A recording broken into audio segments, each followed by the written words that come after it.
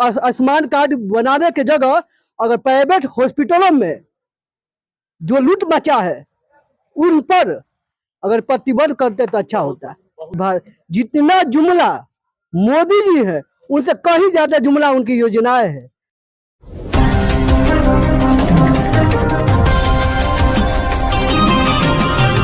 नमस्कार सभी दर्शकों का स्वागत है बक्सर लाइव में। आप देखना शुरू कर चुके हैं बक्सर लाइव। देश में अभी लोकसभा चुनाव की लहर है और बक्सर में चुनाव को लेकर प्रत्याशियों ने अपना दमखम लगा रखा है। आज इसी कड़ी में हम बक्सर के नाथ बाबा मंदिर पहुंचे हैं, यहाँ पर जनता से उनकी राय जानेंगे कि अब की बार बक्सर में किसकी सरकार। आइए चलते हैं। तो अभी हम पहुंचे हैं बक्सर के नाथ बाबा घाट पर और जनता की राय जानेंगे कि क्या ओपिनियन है चुनाव को लेकर। क्या कहेंगे अब की बार बक्सर में किसकी सरकार? बक्सर के लोग मन बना चुके हैं। बक्सर में परिवर्तन का लहर बह रहा है। इस बार बक्सर के लोग साफ तौर पे कह रहा है बक्सर को बचाना है और बाहरी को भगाना है। तो भाजपा का गढ़ रहा है, 10 सालों से भाजपा के प्रत्याशी यहाँ से जीते आ रहे हैं, तब कैसे कह रहे हैं कि भाजपा के अब की बार कोई किसी का गढ़ नहीं हो रहा है। इस बार पूरे इंडिया में, पूरे भारत में सब लोग समझ चुके हैं कि मोदी जी दो भारत बनाना चाहते हैं। साफ तौर पे आप देख ही रहे, मोदी जी चाहते हैं दो हिंदुस्तान बन जाए। इसी देश में कारपोरेट घराना का बच्चा अपनी कार से दो इंजीनियरिंग के स्टूडेंट को धक्का मार के उनकी मौत के घाट उतार देता है।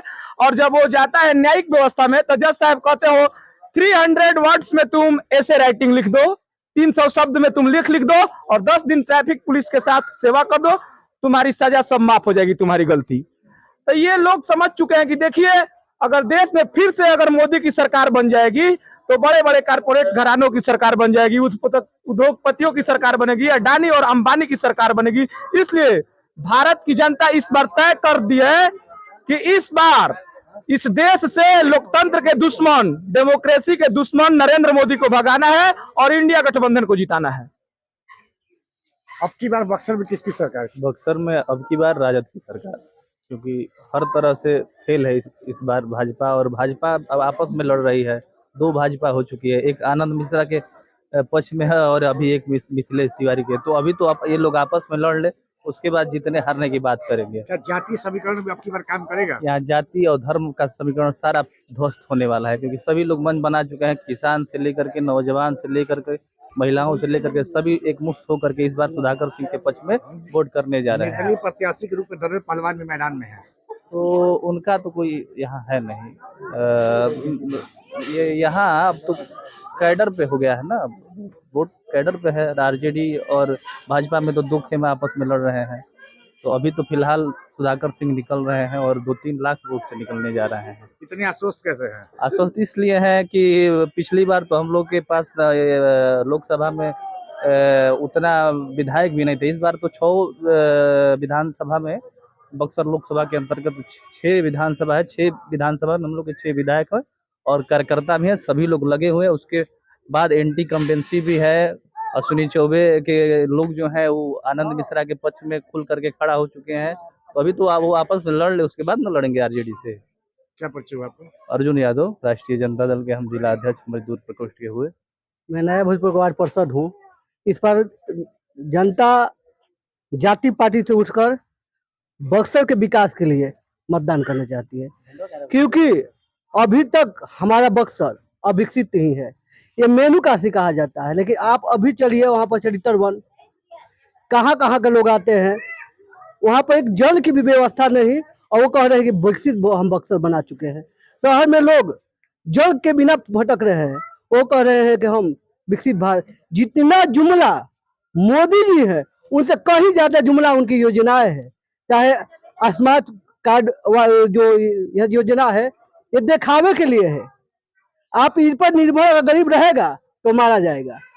ये आयुष्मान कार्ड बनाने की जगह अगर प्राइवेट हॉस्पिटलों में जो लूट मचा है उन पर अगर प्रतिबंध करते तो अच्छा होता है। क्या कहेंगे अब की बार बक्सर में किसकी सरकार? अब की बार बक्सर की जनता मन बना चुकी है कि राष्ट्रीय महागठबंधन इंडिया की सरकार।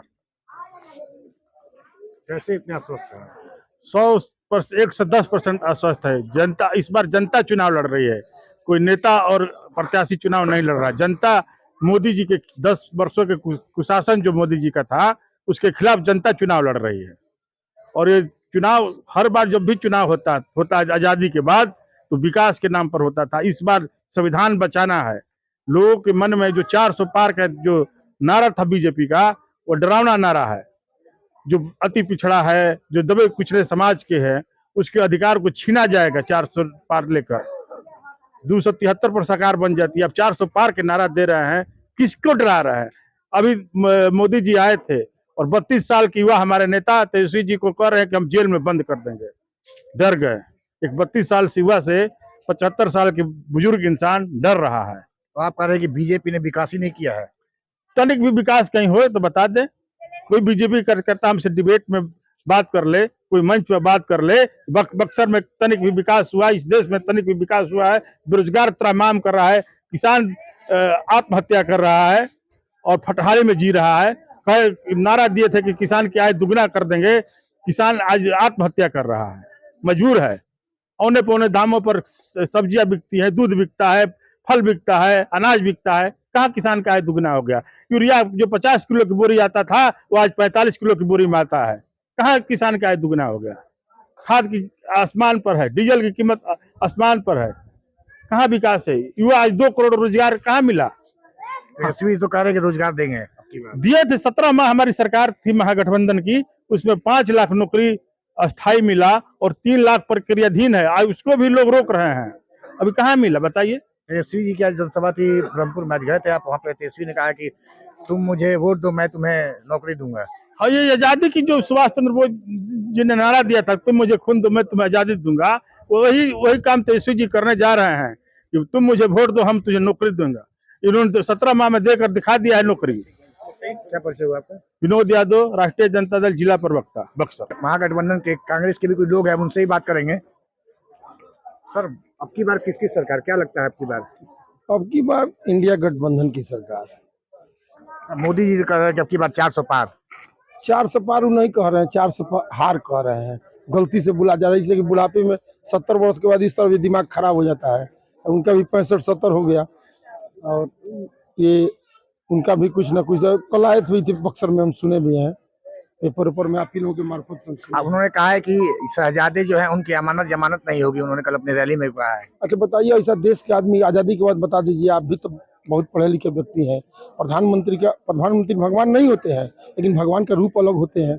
जनता के प्रतिनिधि में जो चुने हुए हैं उनके एक एक शब्द का कानून होता है। और प्रधानमंत्री बोल रहे हैं कि शहजादे को जेल जाने के लिए, नौजवानों को, किसानों को, जो भी हमारे महिला वर्ग है, अति पिछड़ा है, उसके विषय में विकास, महंगाई पर नहीं बोल रहे हैं। तो हमने क्या किया? शहजादे को दिल जलाएंगे। जो हेलीकॉप्टर चला रहा है वो हेलीकॉप्टर जब रुक जाएगी तो जेल चले जाएंगे। ये क्या मजाक कर रहे हैं? मुझे मालूम नहीं पड़ रहा है। हम लोग तो हंसी बढ़ रही है। हम लोग अगर नहीं संभले इस बार, आने वाली पीढ़ी हम लोगों को पहुंच देगी।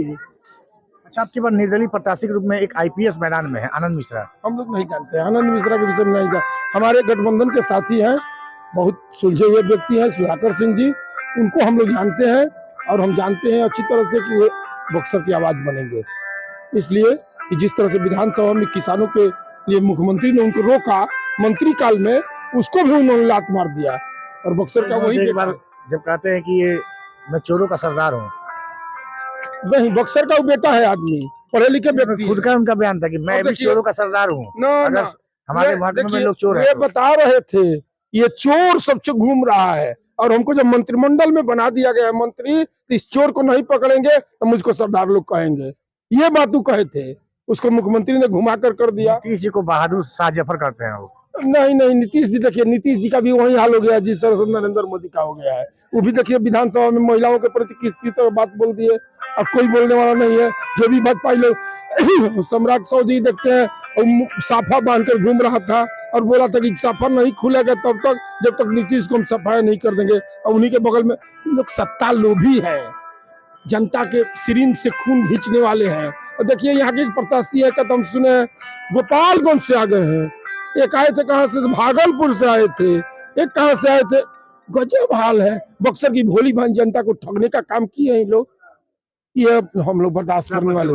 डॉक्टर मनोज पांडे, अध्यक्ष बक्सर जिला कांग्रेस। ये हमारे साथ कांग्रेस के अभी जिला अध्यक्ष है मनोज जी। अभी हमारे साथ एक लोग और हैं, हम उनसे बात करेंगे। क्या कहते हैं सर, आपकी बात चुनाव को लेकर क्या लग रहा है आपकी बात? चुनाव तो स्पष्ट हो गया कि बक्सर में महागठबंधन चुनाव जीत चुकी है।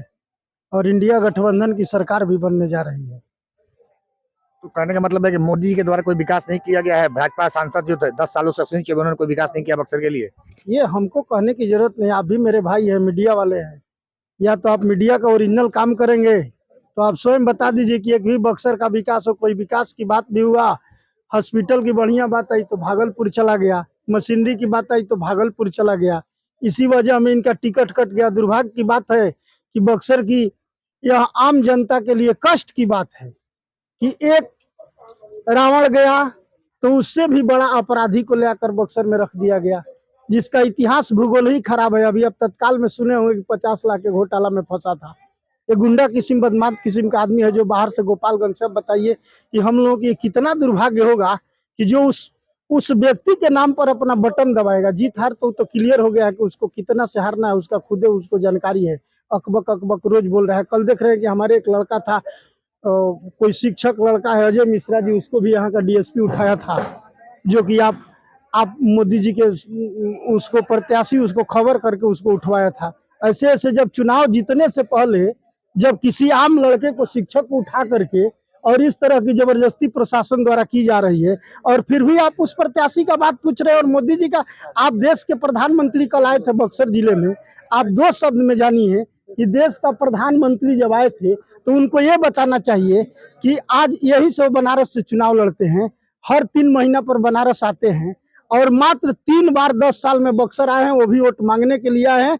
कल लास्ट में कह कर गए हैं कि हमारे लिए दुआ मांगिए। क्या मतलब है इसका?